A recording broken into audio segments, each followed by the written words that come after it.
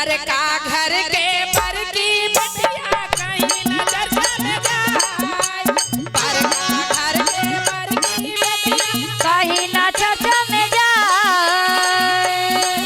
आगे एक दिन क्या भैया, आगे एक दिन यही सुन शिवा गुरु, एक दिन यही सुन शिवा गुरु पूछते में दिल के बात के बाहिनी आगे के बाहिनी आगे तू तो ले लो ना के याद के बाहिनी आगे तू तो ले लो हो ना गे यान मोर बहिनी आगे।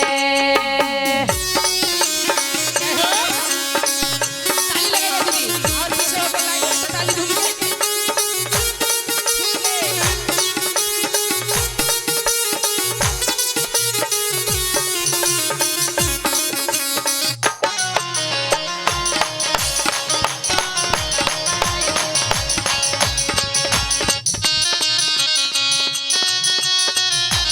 जय हो।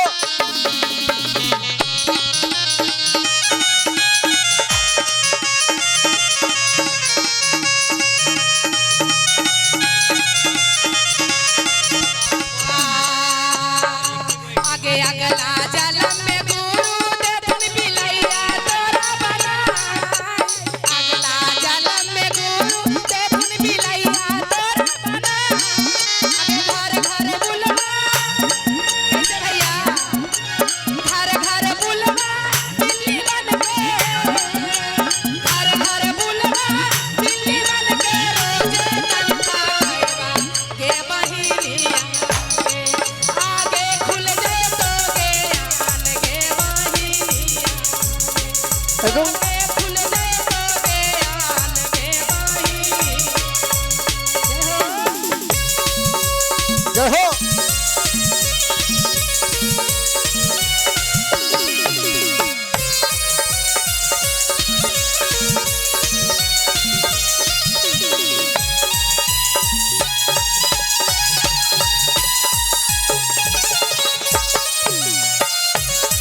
ताली दीदी ताली लगाइए हाँ क्या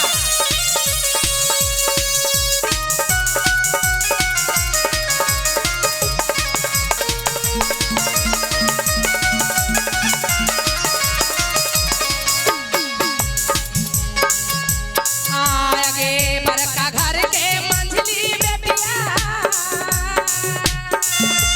बड़का घर के मंझली बेटिया कहीं नजर चले जाई, बड़का घर के मंझली बेटिया कहीं नजर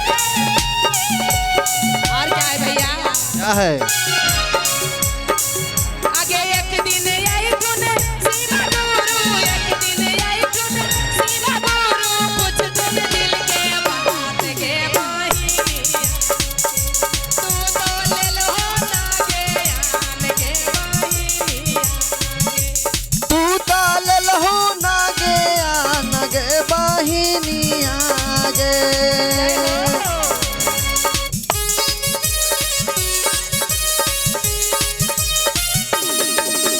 जय हो। ताली लगाइए ना, अरे ज्ञान नहीं लिए तो कम से कम ताली लगाइए तो।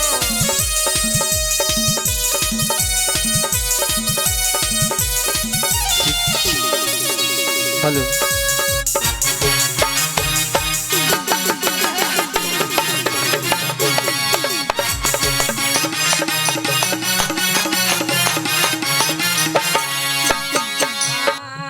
आगे छोटका घर के तो क्या कहते हैं दीदी, भक्ति भाव बड़का नहीं देखते हैं दीदी, भक्ति भाव में बड़ा है चाहे छोटा हो भक्ति में जाना चाहिए। भगवान सबके लिए है, भगवान जात भात नहीं देखते हैं, भगवान दुनिया संसार के लिए भगवान है।